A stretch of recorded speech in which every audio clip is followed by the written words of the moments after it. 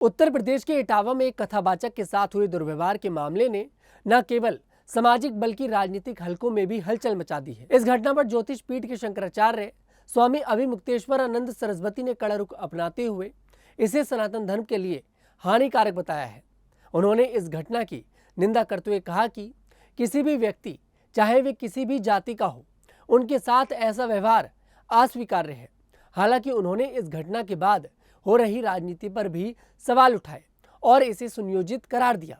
शंकराचार्य ने सनातन धर्म की परंपराओं का हवाला देते हुए कहा कि भगवान से संवाद स्थापित करने के लिए ब्राह्मणों को अधिकृत माना गया है और इसलिए सकाम अनुष्ठानों में कथा वाचन की जिम्मेदारी ब्राह्मणों को दी जाती है। जरा सुनिए एएनआई से बातचीत के दौरान स्वामी अभिमुक्तेश्वरानंद सरस्वती ने क्या कुछ कहा। इटावा में जो कुछ हुआ है बहुत गलत हुआ है। दोनों ही पक्ष उसमें हमारी दृष्टि से समान रूप से दोषी हैं, लेकिन उस घटना के हो जाने के बाद जिस तरह से उसका राजनीतिक उपयोग किया जा रहा है, हम समझते हैं वो और भी गलत है। इसलिए दो लोग पहले दोषी थे, अब ये तीसरे जो हैं वो भी दोषी हैं, ऐसा हमारा मानना है। वो लोग अपनी जाति छुपा करके वहां गए, ऐसा वहां के लोग कह रहे हैं। तो जाति को छुपा करके जाना धोखा देना है। तो जब धोखा देना है तो धोखा देने वाले को सम्मान करने का कैसे बनता है?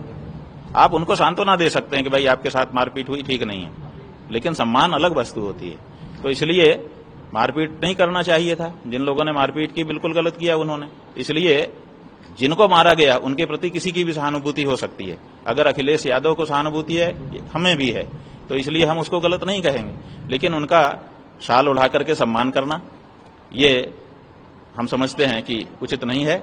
ये ज्यादा है, क्योंकि उन्होंने भी दोष किया है, गलती उनकी भी है। उनको अपनी जाति नहीं छुपाना चाहिए था। किसी भी जाति में, सनातन धर्म की जितनी भी जातियां हैं, किसी भी जाति में जन्म लेना गौरव की बात है।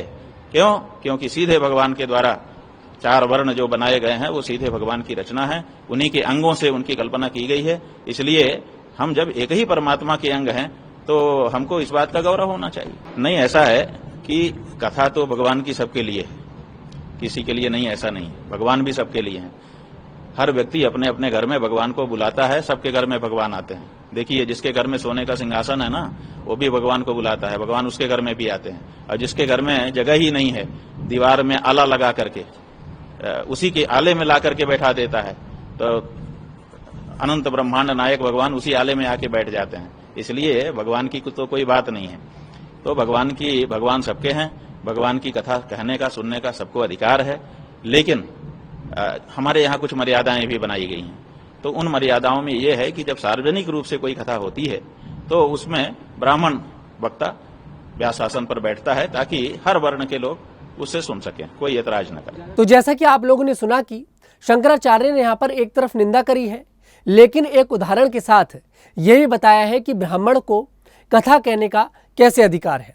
शंकराचार्य ने समाजवादी पार्टी के सांसद द्वारा मनु स्मृति को लेकर दिए गए बयान पर भी प्रतिक्रिया दी।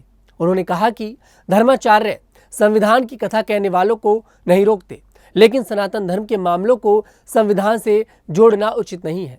उन्होंने स्पष्ट किया कि धर्म के मामलों में निर्णय लेने का अधिकार केवल धर्म से जुड़े व्यक्ति को है, न कि संवैधानिक व्यक्तियों को।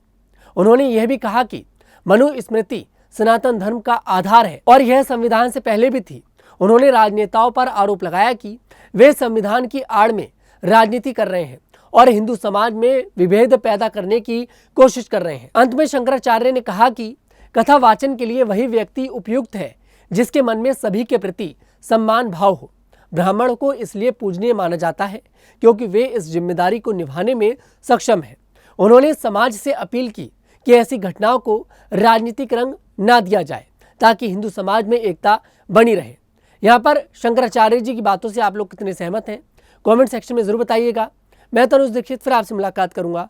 तब तक के लिए हमारे साथ देखते रहिए द न्यूज़ 15 यूपी।